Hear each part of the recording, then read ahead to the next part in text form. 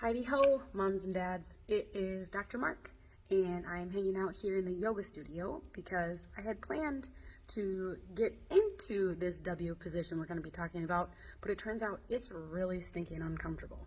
So it's called the W position because your knees are stretched out in front of your body.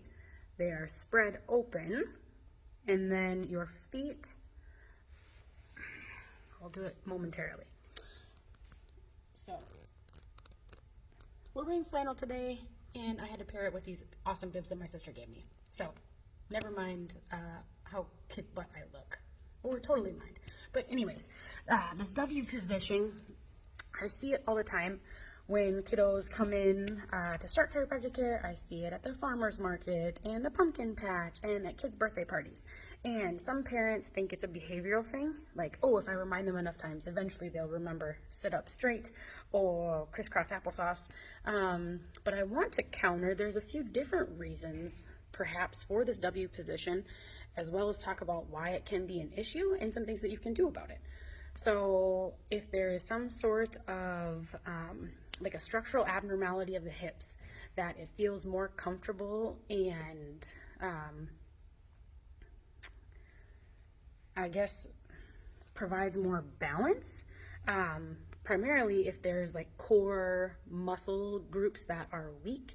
It could also just be a habit. So the three, structural abnormality of the hips, a habit, poor core muscle strength. Why it's an issue, specifically from a chiropractic standpoint, it's kind of a feed forward. It's going to further prevent core activation, which means those muscle groups are going to get weaker. It's going to contribute to poor posture because that wide base is going to encourage them to either slump to one side or the other. It's going to put more strain on the hips, the knees, the ankles. It's going to reduce their ability to rotate their trunk. It's also going to potentially reduce the proprioception signals coming to and from the brain. Proprioception is your brain's awareness of where and what your body's doing. So if those signals aren't able to come to or from, that's a big stinking deal.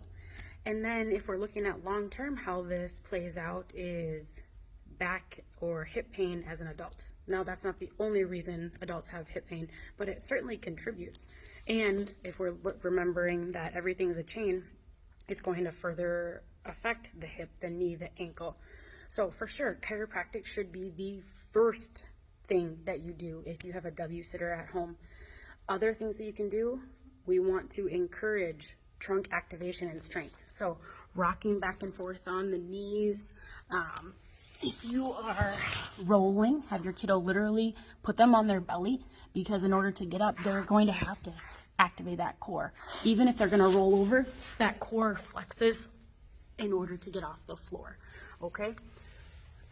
There is also primitive reflexes associated with not just weak core muscles, but W sitting in general, which is exactly why a pediatric chiropractor is a vital part of your family's healthcare team.